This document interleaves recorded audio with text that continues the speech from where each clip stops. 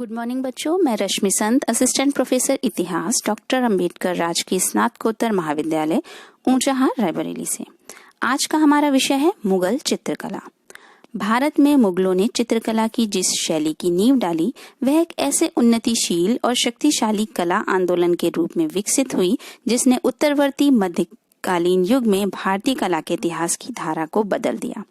यद्यपि बाबर ने इस देश में मुगल वंश की नींव रखी और वह स्वयं कलात्मक रुचि संपन्न व्यक्ति था, फिर भी अपने 4 वर्ष के शासनकाल में उसे चित्रकला की ओर संभवतः ध्यान देने का मौका नहीं मिला।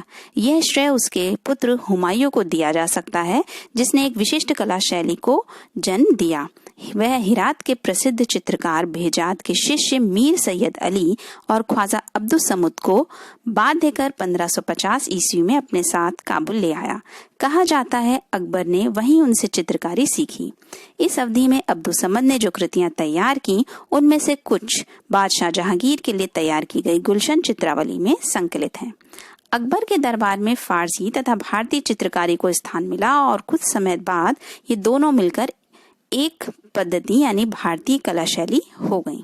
दास्तान अमीर हमजा, तारीख खानदानी तैमूरिया और पटना के खुदाबख्श लाइब्रेरी में रखे हुए बादशाहनामा के चित्रकारों की चित्रकारी को देखकर मुगल चित्रकला के क्रमिक विकास का ज्ञान सरलता से प्राप्त किया जा सकता है।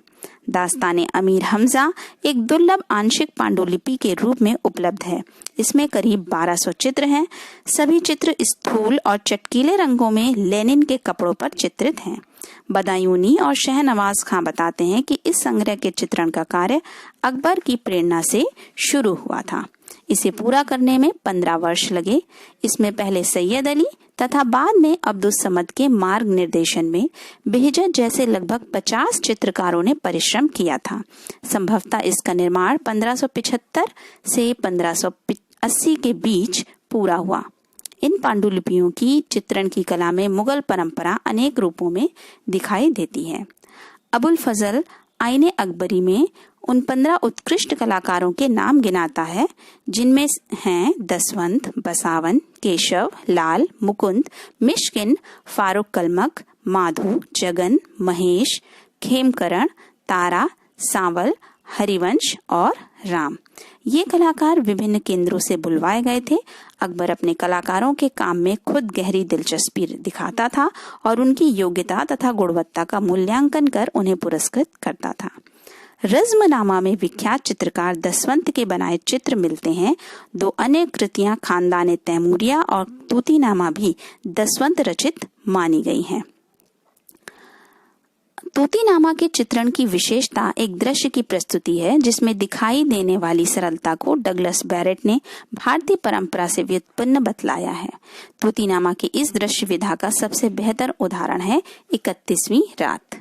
इस घटना परक दृश्य में यह दिखाया गया है कि शेर की खाल ओढ़कर एक गधा 30 दिन तक खेतों को चरकर हट्टा कट्टा हो जाता है और 31वीं रात एक गधे के रेंकने को देखकर खुद रेंककर अपनी पहचान बता देता है। दसवंत के अलावा बसावन सर्वोत्कृष्ट चित्रकार था, क्योंकि वह चित्रकला की सभी शाखाओं में सिद्धस्त था। बसावन की एक कलाकृति जिसमें मजनू को एक कृष्णकाय घोड़े के साथ उजाड़ क्षेत्र में भटकते हुए दिखाया गया है, यह उसकी सर्वश्रेष्ठ कृतियों में से एक माना जा सकता है। इस प्रकार अकबरकालीन चित्रकला में चित्रपट, ग्रंथ चित्र, व्यक्ति चित्र और भित्ति चित्र मुख्य विशेषताओं के रूप में उभर कर सामने आए। जहांगीर चित्रकला का एक बहुत अच्छा जानकार और संरक्षक था। अपने शहजादा काल में ही उसने आका रिजा नाम के एक हिराती उत्प्रवासी चित्रकार के नेतृत्व में अपनी एक नई चित्रणशाला आगरा में शुरू की थी। जहांगीर के काल में मुगल चित्रकला अपने चरमोत्कर्ष पर पहुंची। उसके समय में 2 नए तत्वों का समावेश हुआ, यथार्थवादी छवि चित्रण की प्रधानता और दूसरा हाशिया चित्रण को बढ़ावा और चौड़े हाशिए में फूल, पत्तियों, पेड़ पौधों तथा मानव आकृतियों का भव्य रूप में अलंकरण। जहांगीर की रुचि छवि चित्रों में अधिक थी। उसने शाही परिवार के सदस्यों, दरबारी उच्च अधिकारियों, धर्म, साहित्य, संगीत, कला आदि विषय क्षेत्रों से संबंधित महत्वपूर्ण व्यक्तियों के छवि चित्र बनवाना शुरू किए। उसने अपने अग्रणी चित्रकार बिशन दास को फारस के शाह और उनके दरबार के यथारूप छवि चित्र बनाने के लिए फारस भेजा।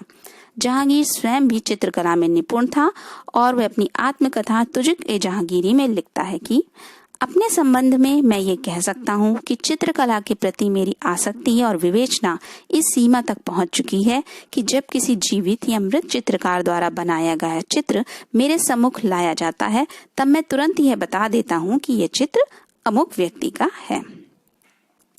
जहांगीर के दरबार में 10 प्रसिद्ध चित्रकार थे जो अपनी योग्यता एवं निपुणता के कारण प्रख्यात थे। अबुल हसन, उस्ताद मंसूर, उस्ताद मुराद, गोवर्धन, दौलत, फारूक बेग, बिशन दास, मनोहर, मोहम्मद नादिर, सालीवाहन, ये उसके समय के चित्रकार थे। उस्ताद मंसूर के हस्ताक्षरित 2 चित्र काफी अधिक प्रसिद्ध हैं, जिनमें पहला है साइबेरिया का बिरला सारस का चित्र और दूसरा है बंगाल का एक विशेष पुष्प का चित्र जो कि भारतीय संग्रहालय कलकत्ता में संरक्षित है।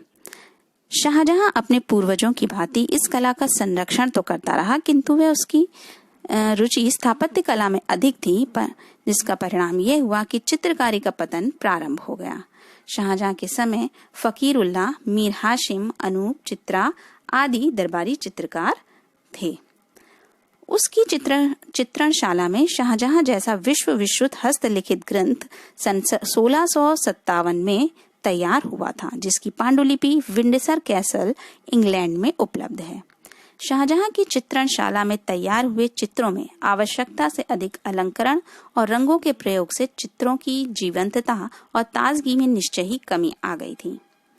औरंगजेब कट्टर मुसलमान होने के कारण चित्रकला का विरोधी था, अतः दरबारी सहायता न मिलने के कारण उसके समय में इस कला का पतन प्रारंभ हो गया।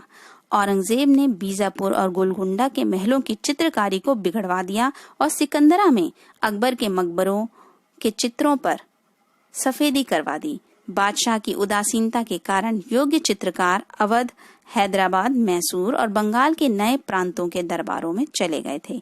लखनऊ और पटना के दरबारों ने योग्य कलाकारों को संरक्षण प्रदान किया। राजपूतानों में संरक्षित चित्रकला राजपूत चित्रकारी कहलाई।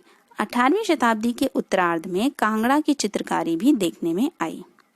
इस प्रकार मुगल कालीन चित्रकला ने चित्रकला को नई ऊंचाइयों पर पहुंचाया। मुगलों और राजपूतों के अच्छे संबंधों ने चित्रकला में दिलचस्प और महत्वपूर्ण परिवर्तन किया, किंतु ज्यों ही शाही प्रभुसत्ता कमजोर पड़ी और राजपूत शासकों ने संपत्ति और शक्ति अर्जित की, त्यों ही उनकी कला और संस्कृति मुगल आदर्शों की पराधीनता से मुक्त होने लगी और मुगलिया चित्रकला शैली का प्रभाव कम हो गया। Thank you.